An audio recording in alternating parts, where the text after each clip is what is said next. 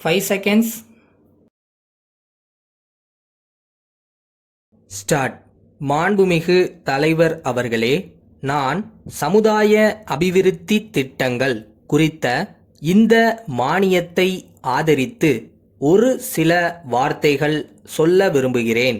இத்திட்டத்தினால் எங்கள் தாலுகாவில் 6 கிராமங்கள்தான் நன்மை அடைந்திருக்கின்றன.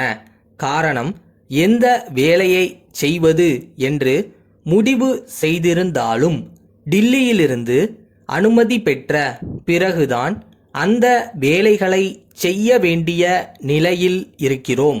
இதனால் ஒரு சிறிய வேலை செய்ய வேண்டும் என்றாலும் கூட காலதாமதம் ஆகிறது.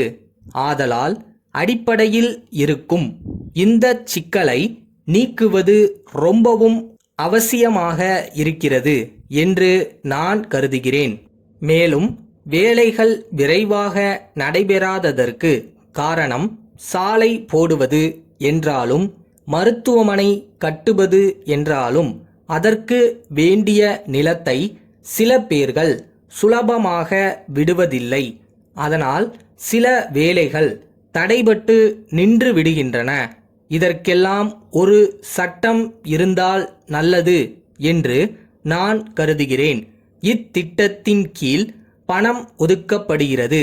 இதற்கெல்லாம் திட்டம் தயாராக இருக்கிறதா என்பது எனக்கு தெரியவில்லை.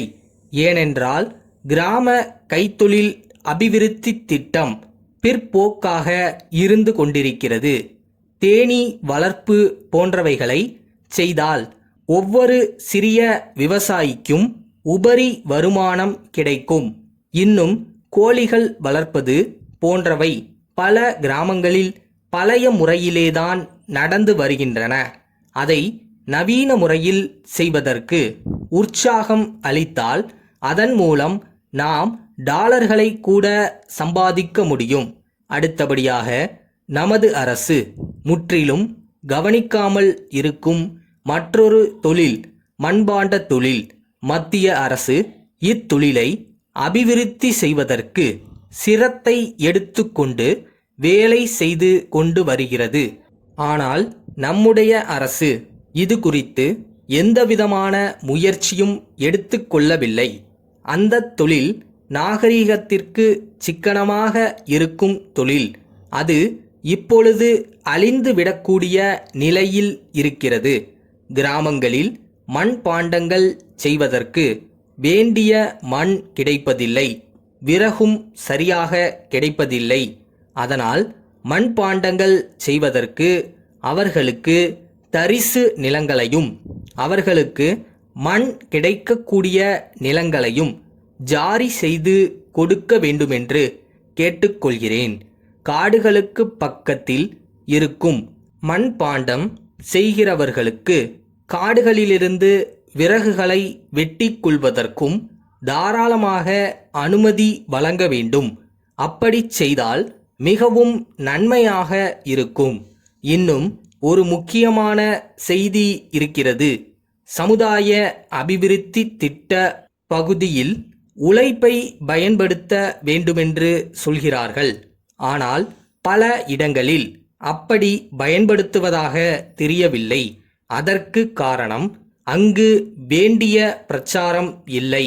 அந்த வேலைகளை எல்லாம் ஒப்பந்தக்காரருக்கு விட்டுவிட்டு அரசு கொடுக்கும் பணத்தையே வைத்துக்கொண்டு பல வேலைகளை செய்வதில் சரி செய்து விடுகிறார்கள்.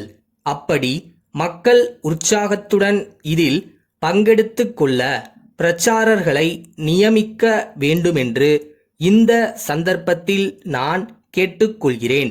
சாத்தூர் தேசிகன் கூட்டமைப்பிலிருந்து நாக்பூர் திரு ராமையா அவர்களுக்கு எழுதும் கடிதம். அன்புடையீர், நாக்பூரில் எங்களுடைய பொருள்களுக்கு விற்பனை ஏஜென்ட்டாக பணியாற்ற ஏற்றுக்கொண்டு எழுதிய கடிதம் கிடைத்தது.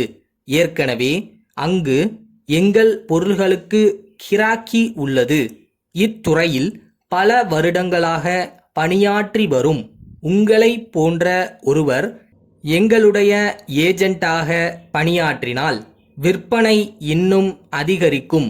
என்பதில் சந்தேகமில்லை. இது குறித்து நீங்கள் சொல்லியுள்ள நிபந்தனைகளை ஏற்றுக்கொள்கிறோம். 2 வாரங்களுக்கு ஒருமுறை விற்பனை குறித்த ஒரு விவர அறிக்கையை எங்களுக்கு அனுப்பி வைக்குமாறு கேட்டுக்கொள்கிறோம். மாதத்திற்கு ஒருமுறை கணக்கு தீர்க்கப்படும் என்பதை தெரிவித்துக் கொள்கிறோம். உங்களுடைய வாடிக்கையாளர்களுக்கு விலையில் தள்ளுபடி அளிப்பதையும் பற்று வரவில் விற்பனை செய்வதையும் பொறுத்தவரையில் நம்முடைய பரஸ்பர உரிமையை பாதிக்காத வரையில் அது முற்றிலும் உங்களுடைய விவேகத்தை பொறுத்தது. இத்துடன் இணைக்கப்பட்டுள்ள ஒப்பந்த நமுனாக்களில் நாங்கள் கையெழுத்து இட்டுள்ளோம். ஒரு நகலில் தாங்களும் கையெழுத்திட்டு அதை எங்களுக்கு அனுப்பி வைக்குமாறு கேட்டுக்கொள்ளுகிறோம். தங்கள் நம்பிக்கையுள்ள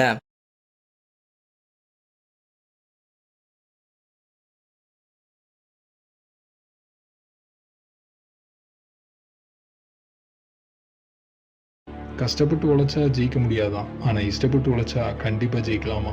ஸோ செய்கிற வேலையை ஜாலியாக பண்ணுங்கள்.